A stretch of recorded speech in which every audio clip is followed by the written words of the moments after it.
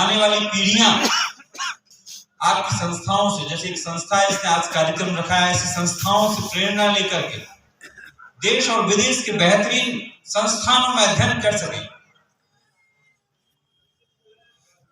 जो अपने मौलिक शोधों के माध्यम से, अपने रिसर्च के माध्यम से दुनिया को बता सकें कि हम किसी से कम नहीं हैं।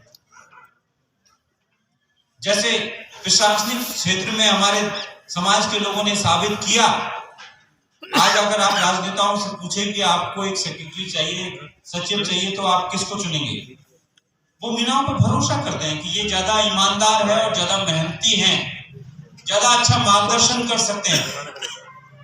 ऐसे मित्रों, हमें हर जगह, हर क्षेत्र में अपनी विद्वता से, अपनी मेहनत से वो विशेष मुकाम हासिल करना है जिसमें कोई हमारी प्रतिभा पर सवाल न खड़ा कर सके, क्योंकि एसटी और ओबीसी से फर्क नहीं पड़ता।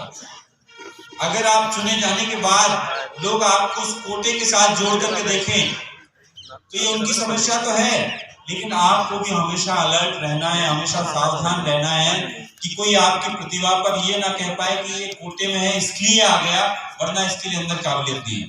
आप ये साबित करके दिखाइए कि आप बाकी लोगों से बेहतर हैं। आप अपने काम के द्वारा, अपने परफॉर्मेंस के द्वारा, और ये आप कर सकते हैं, ये मुश्किल नहीं है। हम तो मेहनती लोग हैं। जब हम जमीन से अन्न उपजा सकते हैं, हम कुछ भी कर सकते हैं।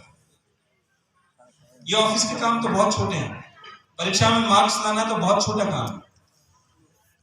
उससे तो आसानी, मेरे पिताजी अक्सर कहा करते थे जब मैं बीए कर रहा था, बीए के दिनों में वही है कि बहन की शादी हो गई, भैया बीएड करने चले गए और घर के काम की जिम्मेदारी मेरे ऊपर आ गई। गाय भैंस चराने की जिम्मेदारी पे आ गई, तो पिताजी कहते थे कि बताओ ये काम आसान है, पढ़ाई आसान है। तो मुझे लगा पढ़ाई बहुत आसान है। गाय भैंस चराने, खेती करने और रात भर, जैसे आजकल सिंचाई का दौर चल रहा है, सरसों में पानी दे रहे हैं, तो सबके पास तो पानी की व्यवस्था नहीं है। जिससे आप सिंचाई के लिए पानी लेंगे वो आपकी बारी रात में आएगी। अब दिसंबर और जनवरी की रात में अगर आप खेत में पानी देने के लिए जाएंगे, मेरे ख्याल से पढ़ाई उससे बहुत आसान है, बहुत ही आसान है। तो अपनी नई पीढ़ी को ये बात समझाइए कि हमारे पुरखे कितने मेहनती है, उन्होंने इस धरती को इस काबिल बनाया कि वो अन्न उपजा सके और पूरी दुनिया का पेट भर सके। तो हम कुछ भी कर सकते हैं, हमारे अंदर वो क्षमता है। क्षमता को, उस भीतरी शक्ति को हमेशा अपने अंदर साथ में रखिए, उस प्रेरणा को अपने साथ रखिए, अपने पुरखों से, अपने बड़ों से प्रेरणा लीजिए और एक संवाद कायम करने की कोशिश कीजिए। मुझे पता चला कि लोगों के बीच में आपस में संवाद की कमी है।